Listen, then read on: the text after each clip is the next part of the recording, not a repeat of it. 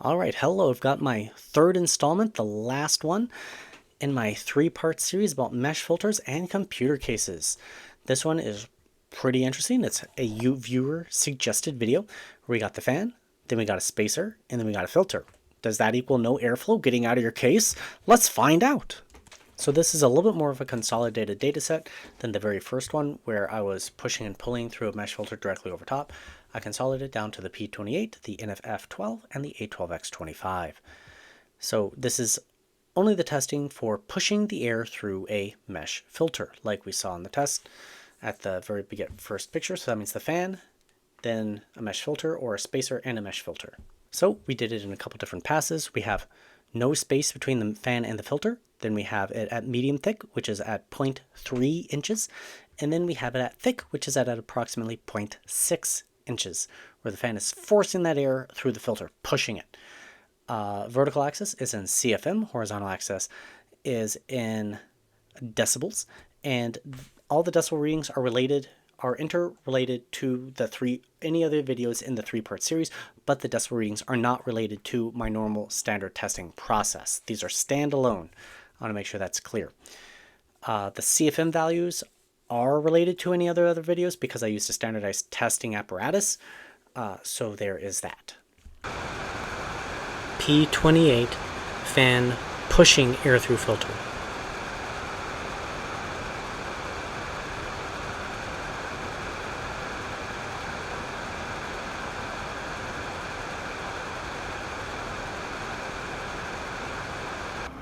P28 medium push.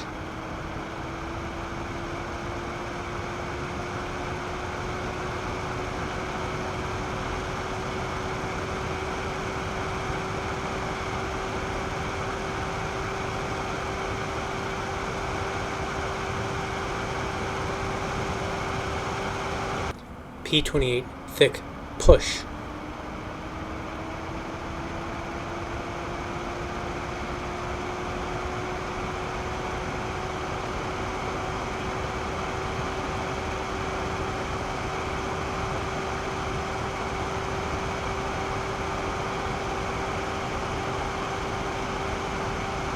A12X25 push.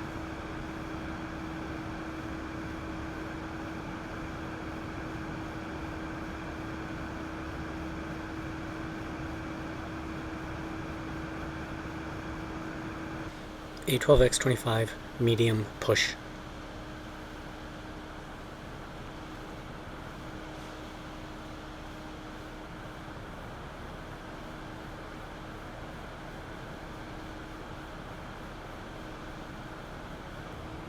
A12X25 thick push.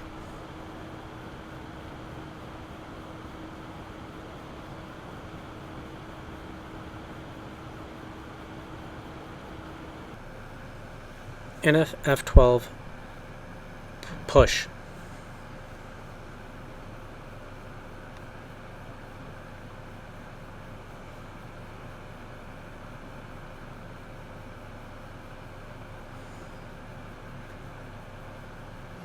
NF-F12 medium push.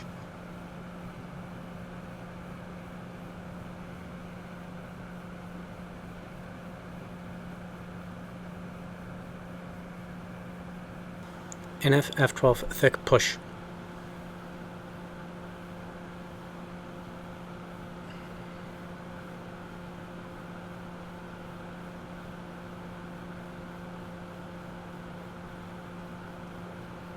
Any other caveats? I can't think of at the moment. So pushing directly through for the P28 is almost as effective as medium, and the thick is less effective. And when we take a look at the NF-F12, none is significantly better. Then we have medium thick doing better than a thicker one, and directly over top of it doing about the same, although with the thicker it's slightly quieter, so there's that. And for the A12X5, we're looking at that being more or less true with that data set as well. Now, you may be wondering why that is. So first, a little bit of explanation with the testing. So you may be familiar with PQ curves. So that's static pressure versus airflow. As static pressure increases, airflow decreases. As static pressure decreases, airflow increases. And fans are designed to optimize on a curve or a set of curves, depending on its RPM and blade design and everything like that. So all of that needs to be taken into account, where every fan will kind of perform slightly differently. So then a visual explanation of what's going on. So we got the fan, we got a filter. It's directly over top of it. The fan tries pushing the air directly through the filter, but it's obstructed. The little mesh lines that basically form the holes are obstructions, and the air is trying to push its way through those obstructions, thus reducing your airflow, which is why you generally should remove the mesh filter from exhaust ports on your computer case, because the air is trying to get out of your computer case. But let's say you don't want to remove that filter because dust might filter down onto your computer or whatever reason along those lines, so you want to leave it installed.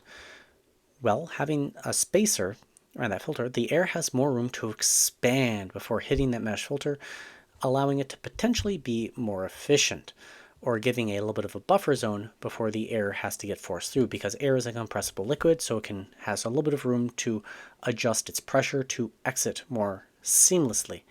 And in theory, having more space should make it better, but we didn't see that in testing. So is there a such thing as too much of a good thing? So explanation of what's going on. You got a fan, it blows into a space, giving the air room to expand as it tries to exhaust out. If there's no room for the air to exhaust out, it just creates pressure, and then you have a high static pressure zone. And then you have obstructions. The air is trying to push its way through the obstructions. More obstructions mean the air gets slower and slower and has to distribute more, so having more space for the air to spread out, in theory, should be better. Now, in practice, what did we see? So we have, at 40% pitot and fan signaling, percent reduction in performance. Now, how are these data points? Percent data points looking at 40% pitot and fan signaling, percent CFM from the original open airflow. So having that restriction really does affect the airflow very significantly, especially when it's directly over top for the P28. But for the A12X25, it's actually doing slightly better proportionally. The A12X25 doing slightly better proportionally, and the NF-F12 doing about the same sort of proportionally better overall. At 60%, we see a little bit of a change up. So we see direct push, and then medium, and then we see it rescind, draw back a little bit more with the thicker. A12X25, similar. And with the NF-F12, it's actually doing the best with the medium thickness. So kind of an interesting result there. Now, this could also be due to the testing apparatus, because I was using foam pads. I tried to make sure that it was squeezed evenly so that there were no gaps, but it is possible that there ended up being gaps between it and the air was seeping out through the sides, lowering the performance. It would only affect in this test. It would not affect the other test because of air pulling through it. So it's only a push thing because, again, it's a static pressure test. So we have the P28, we have the A12X25, and we have the F12, all in the percent. Well, it's not percent, it's a decimal point, but point, so it'd be 60%, 60%, 53%, 48. You get the idea. And at 100%, we're looking at around 60% performance for the F12, around 48% performance for the A12X25, and 42% for the P28, each at their respective 100% PWM fan signals. All right, now for the average of average results. So on average, having no space between the filter and the fan is looking like 57%, 56%, 54%, and decreases as we make our way up to 100%. For a medium thick, 54, 54, then 51, then 50. So on average, you're looking at the fan pushing directly through the filter being slightly more efficient in terms of the performance value, but not by much. And then once we hit the thicker one, we see a much more drastic drop in performance. And again, that could just because of the way it was being tested, or because something else is going on and it's just not able to drive. I'm going to guess it's not able to drive that pressure because it's being distributed elsewhere. It doesn't mean that air is not going to escape. It just means that air in a computer case will probably escape in other directions because of that thicker distance. So now noise levels. At 40% PWM fan signaling, we have no filter, just directly pushing through, medium thick, and thick for each of the different fans. And for the A12X5, we see an uptick in noise for each of the thicknesses, but as we get to the thickest, it starts going back a little bit when compared to the medium thick being noisier, interestingly enough, than it just pushing directly through the filter. When we take a look at the NFF12 at 40% PW fan signaling, so these RPMs are not matched. It is just for each fan's PWM fan signal. We start off at 34 decibels, directly pushing through, goes up to 37, and then it drops back down to 35 for medium thick, and then 33.8 decibels for the thickest. While for the P28, starts off at 34, drops back to 31, then jumps up to 38, and then 37. So it's kind of all over the place.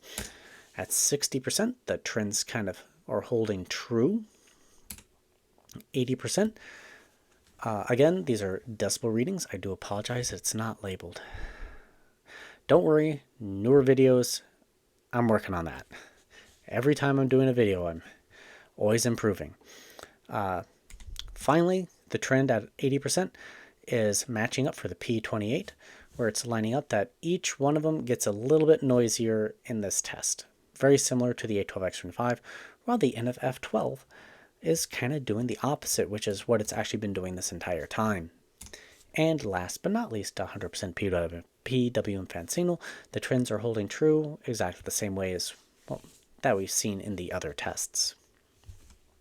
And that, my friends, brings us to the end of the video. We have the data set for the pull, and we have the data set for the push. They are labeled push, while the others are labeled pull, as well as an open airflow analysis. So this video was actually a viewer suggested about air being pushed through your mesh filter on the top of a computer case. So I thought it was a pretty good idea. I did the testing as best as I could. I'm limited by the budget of this channel and the fact that I have no budget because it has no income. That isn't entirely true. I do thank my Patreons who are helping support this channel. However, when I started putting this together was before I really had much Patreon income going on. So I'm not there yet. Going forward, I'm looking at all sorts of equipment to help buy for this channel, but I can't get there without help from viewers like you. So if you like the kind of content or like the idea of where this channel is going, I encourage you to think about joining me on Patreon or becoming a YouTube member, because that will go a long way. It has a direct effect on helping this channel grow. I understand I'm small. I understand that I'm not as flashy as other channels, but I'm doing the best that I can with what I've got. If you got suggestions on ways I can improve my videos, I'm open to the constructive criticism here to make it more enjoyable to watch.